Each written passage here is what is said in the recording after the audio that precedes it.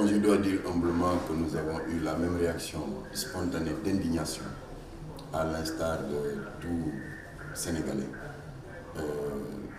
épris de paix et de justice, lorsque nous avons appris le samedi 14 dernier qu'il y avait une grande polémique qui avait surgi en France suite à la posture héroïque de notre compatriote footballeur international Idrissa Gana Gueye, qui a refusé, à l'occasion de la 37e journée de la Ligue 1, de porter un maillot frappé de l'effigie de la communauté LGBT. Il n'en fallut pas plus pour que la presse française, particulièrement la presse française pro-LGBT, organise un tir de barrage injuste contre ce compatriote qui n'a eu que le tort de revendiquer et d'affirmer son identité culturelle. Parce que si ça s'était limité au monde sportif, cette polémique aurait pu être acceptable. Mais voilà que maintenant, des autorités officielles du gouvernement français s'en mêlent, dont la sortie la plus virulente est celle de Valérie Pécresse, présidente du Conseil régional de l'Île-de-France, qui a été jusqu'à demander des sanctions contre Idrissa Gana Gueye sous prétexte qu'en tant que footballeur international, il doit constituer une référence pour les jeunes.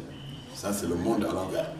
Au contraire, ce que Idrissa Gana Gueye a fait, en refusant de servir de porte-étendard à la communauté homosexuelle qui véhicule des contre-valeurs, notamment ces unions contre nature, il s'est érigé en référence pour la jeunesse. Alors donc, nous avons considéré donc que nous n'avons pas le droit de le laisser seul dans cette posture digne et héroïque. Ici au niveau du Sénégal. Voilà. Donc c'est un plan d'action qui s'étale sur 3 axes. Le premier jalon sera posé demain vendredi, après la Salatul Juma, à la grande mosquée de la cité Gazelle. La prière qui sera dirigée par Imam Moussa Diop, précédée d'un sermon axé sur cet appel à la solidarité avec notre compatriote. Et ce sera assorti d'une longue séance de zikr pour implorer la protection de Dieu en faveur d'Idrissa Gana Gueye, qui fait face à un des lobbies les plus pernicieux qui véhiculent des contre-valeurs, c'est-à-dire les lobbies homosexuels.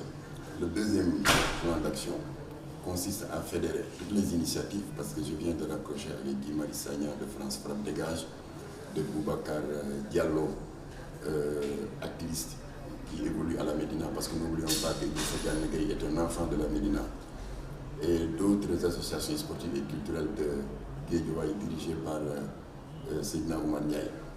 Au lieu de mener des actions dispersées, donc dispersion des forces et des énergies, nous avons décidé de fédérer toutes les forces et de frapper un grand coup, mais de préférence que cela puisse coïncider avec le retour en terre natale d'Idrissa Gana Gueye. Donc hier, jusque tard dans la nuit, nous cherchions à entrer en contact avec son staff pour connaître le jour de son retour. Voilà, pour l'accueillir, pour lui réserver un accueil digne d'un roi, parce qu'il a honoré notre culture, il a honoré le sport et il a honoré le Sénégal. Ah, ce qu'on va faire, c'est plus qu'une marche.